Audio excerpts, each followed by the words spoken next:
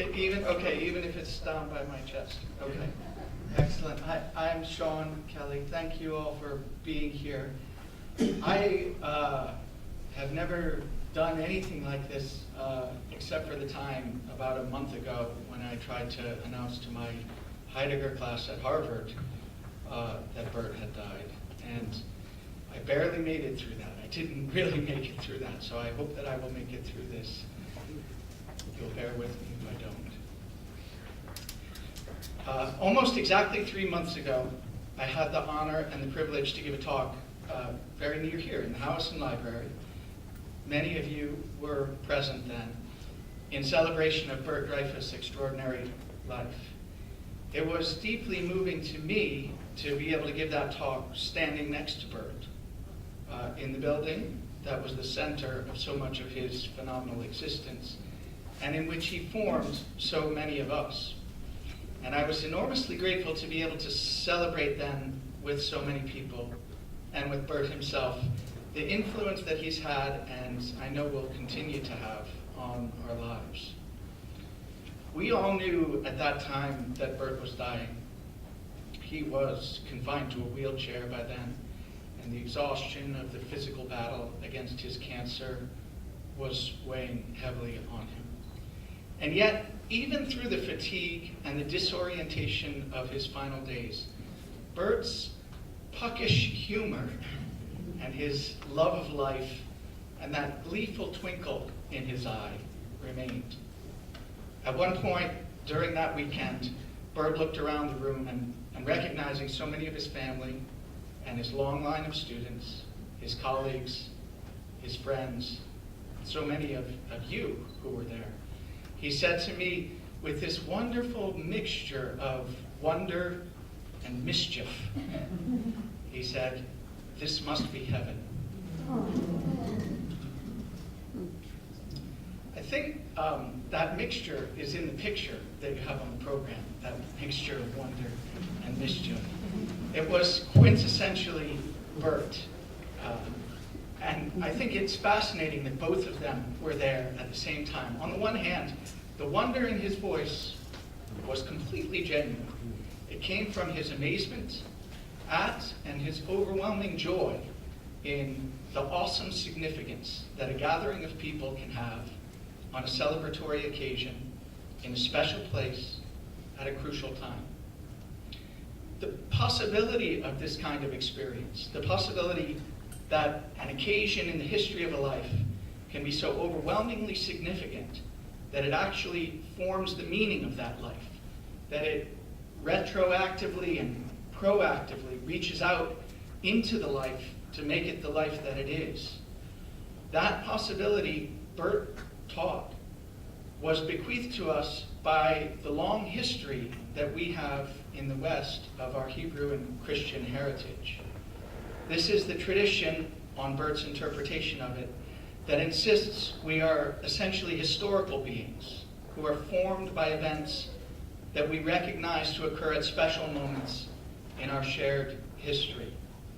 And Bert proudly appropriated the words of that heritage, words like heaven, angel, God, miracle, salvation. And he used those words as his birthright. These words filled his vocabulary, and once you understood what he meant by them, they accurately described the world as he experienced it.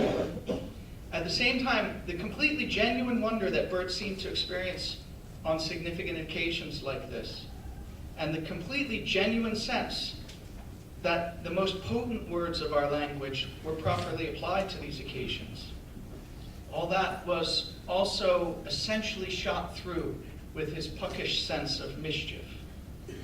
Because on that occasion, Bert meant it completely literally. That event, he was saying, there and then, in Moses Hall in February, that is heaven. This is what heaven has to be. And like a good-hearted trickster god, I think, Bert somehow used the mischievous tenor in his voice magically to transform, and I think in some important way to intensify, the meaning of those words from the ground up. What our Hebrew and Christian heritage considered possible only in the eternity that comes after one's death, is in fact available to us in its paradigmatic form here in the midst of our earthly lives. That indeed the canonical form of heaven is literally here on earth now in the finite existence that we share with others who are important to us, in the celebration of projects and people and events that we recognize as invested in meaning, and in the memory of which will orient us for the rest of our lives. The twinkle in his eye meant, in other words, this is not a figure of speech. This is heaven now with all of you. It might be that this belief in the central importance of our finitude, in the crucial idea that it's only because our lives come to an end that they can have the deeply significant meaning that redeems them. It might be that it was this belief that was at the core of the extraordinary energy and vivaciousness with which Bert threw himself into his own life and into the lives of those around him. This was nowhere clearer, as Jane mentioned, than in his teaching. Indeed, it's no exaggeration to say that Bert's classroom was one of the most alive, one of the most electrifying places on earth.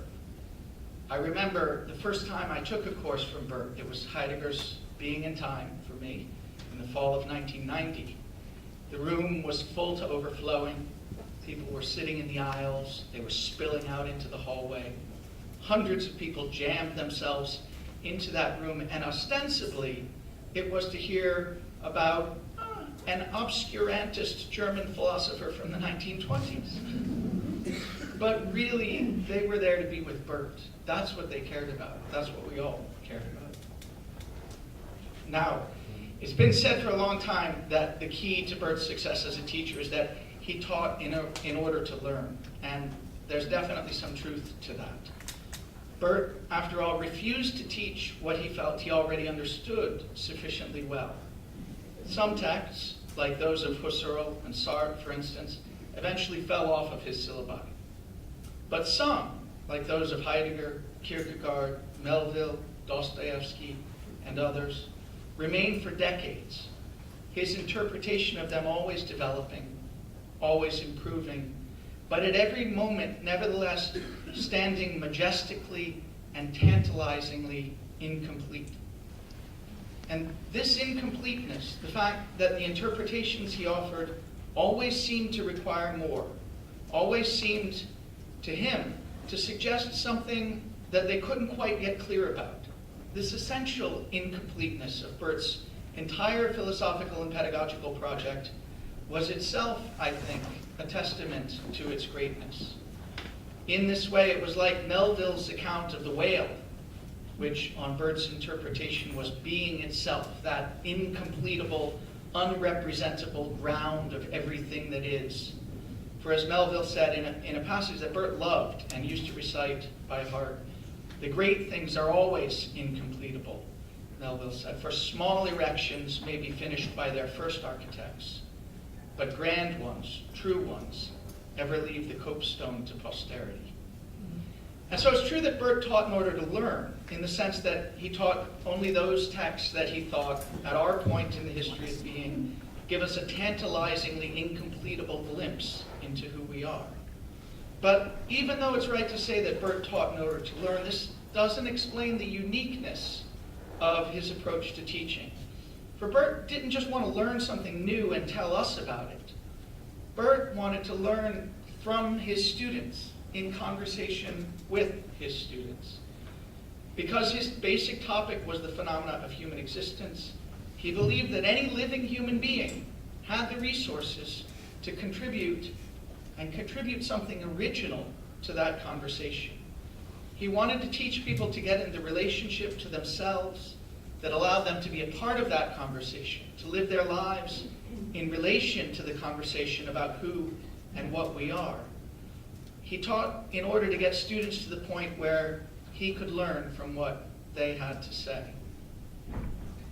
3 weeks ago, about a week after Bert died, I happened across a passage in Kierkegaard, one of Bert's favorite thinkers, that expresses this well. It's not a passage, to my regret, that I ever discussed with Bert, though he embodied it to a T.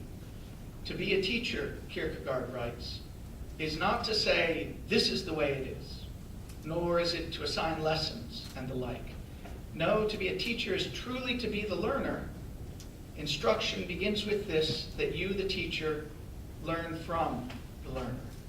And I think that Bert approached teaching that way, and his teaching was so extraordinary because it always felt like you, whoever you were, the 18-year-old freshman in the class, the person who could barely spell the name Nietzsche. Of course, Bert could barely spell the name Nietzsche.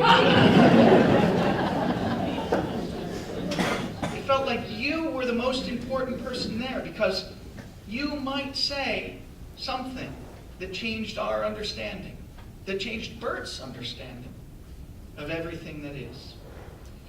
So it goes without saying that Bert was a great teacher, and of course he was a great philosophical thinker. But it has to be admitted that it is one of the universe's great ironies that Hubert Dreyfus was the world authority on skillful coping.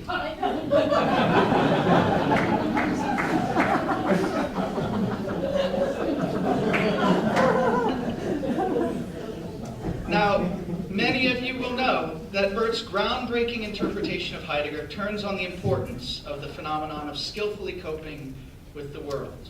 Bert made famous a multitude of examples about how we skillfully, without ever noticing it, stand the appropriate distance from one another in conversation, organize ourselves seamlessly in a crowded elevator, and hammer nails to put boards together. The irony is that Bert had almost none of these skills. Indeed, Bert was so comically bad at some of the most basic skills in life that just getting through the day required a kind of charm, humility, grace, and downright inventiveness that was central to his entire way of being. I remember once, many years ago when I was a graduate student, probably 25 years ago, I was walking across the campus with Bert. We were lost in deep conversation about some philosophical intricacy or another, when, to my horror, Bert somehow lost his footing on what seemed to me a completely flat and smooth surface and went tumbling to the ground. And as I raced to help him to his feet, I heard him reassuring me from his seat there on his keister, I'm fine, I'm very good at falling.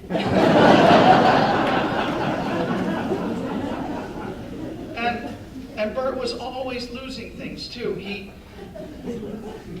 Always losing things. We were always looking for his things. And this gave rise also to some surprising and creative life solutions. So one time, for instance, I met Bert at his office so that we could go swimming together.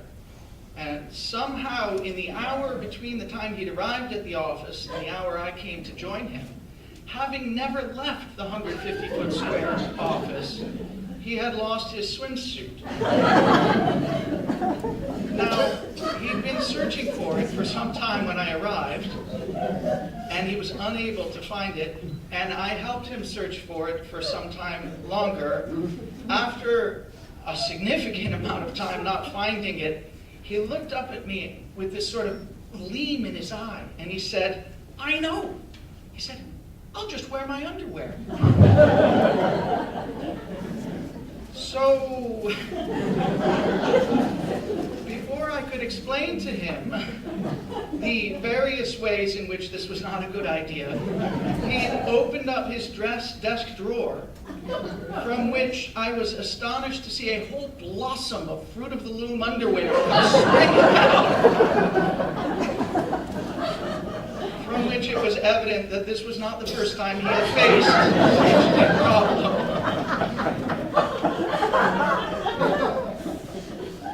But Bert's inadequacies in the sort of skillful domain were coincident with his charms. His sense of direction, for instance, was famously bad. Everyone knows his sense of direction was famously bad. I've seen him get lost in central parts of this very campus after having lived and worked here for 30 years. And yet somehow like Dostoevsky's character Alyosha Karamazov. You could set him down alone in a city of 1,000,000, with nothing in his pockets, and complete strangers would appear out of nowhere to help him find his way. Bert called these people his angels, and he really meant it. He was always amazed and grateful. This was what he thought it was to be an angel, for someone to come out of nowhere in your time of need and help you, for which you appropriately gave them your gratitude.